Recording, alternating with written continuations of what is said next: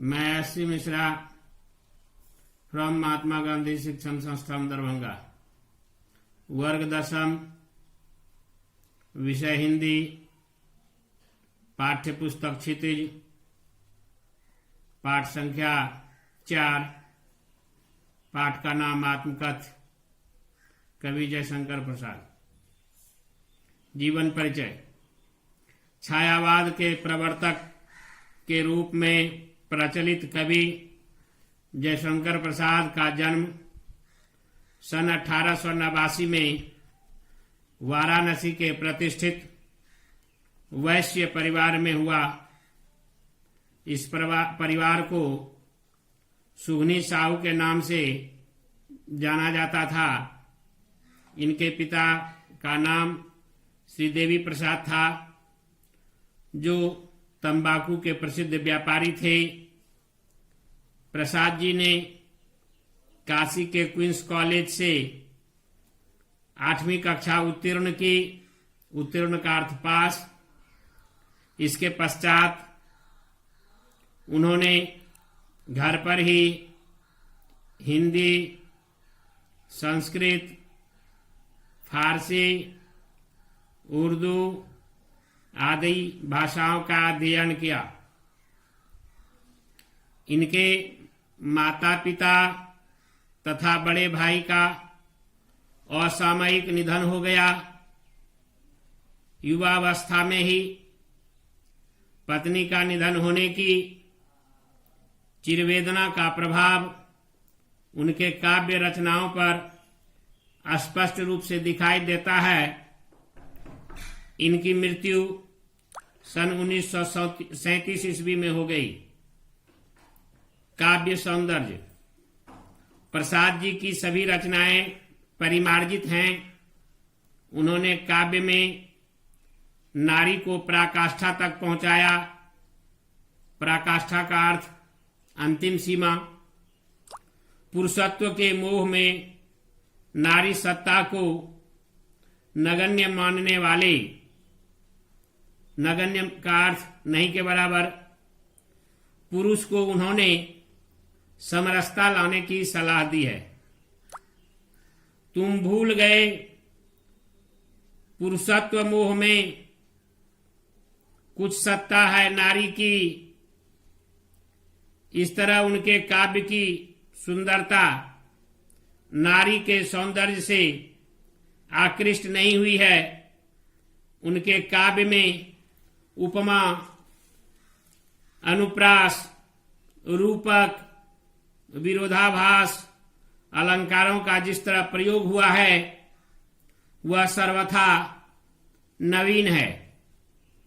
इस तरह प्रसाद का साहित्य जीवन की कोमलता, माधुर्य, शक्ति और ओज का साहित्य माना जाता है। छायावाद की अतिशय काल्पनिकता, सौंदर्य का सूक्ष्म चित्रण, प्रकृति प्रेम, देश प्रेम कविता में दर्शनीय है। भाषा शैली। प्रसाद की रचनाओं में उनकी भाषा कहीं सहज, सरल, सुबोध है तो कहीं अति दुरूह है। दुरूह का अर्थ कठिन। परिमार्जित निष्ठ शब्दों का प्रयोग है। खड़ी बोली का शुद्ध साहित्यिक स्वरूप है। छोटे छोटे वाक्यों में गांभीर्य के दर्शन होते हैं। गंभीर में यह प्रत्यय लगने से होता है। देश प्रेम की रचनाओं में ओज का प्रवाह है तो श्रृंगार रस के वर्णन में माधुर्य का प्रवाह दिखाई देता है। मधुर में यह प्रत्यय लगने से माधुर्य होता है। पाठ का सार। छायावाद कवि श्री जयशंकर प्रसाद जी के अनुसार यह संसार नश्वर है। वृक्ष की घनी पत्तियां मुरझाकर गिर जाती हैं। इस संसार में अनेक महापुरुष हैं जिनके इतिहास के सम्मुख तो अपनी जीवन कहानी हास्यास्पद है, फिर भी अपने हास्यास्पद जीवन वृत्त को लिखने का कौन साहस करेगा, जिससे किसी को किसी प्रकार से सुख मिलने की संभावना नहीं है। मेरा जीवन रूपी घड़ा रिक्त है, इससे किसी को कुछ प्राप्त होने वाला नहीं है। कवि प्रसाद कहते हैं कि मेरे जीवन की रिक्तता देखकर तुम्हें निराशा ही हाथ लगेगी। मेरी जीवन गाथा सुनकर तुम सुख पाने की आशा संजोए हुए हो, परंतु ऐसा संभव नहीं है।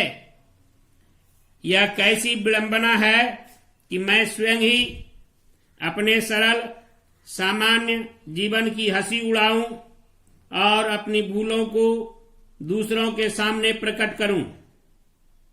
इन प्रवंचनाओं से भरे जीवन की चांदनी रातों की गाथाओं के रूप में कैसे गाऊं, जिनका कभी अनुभव ही नहीं हुआ।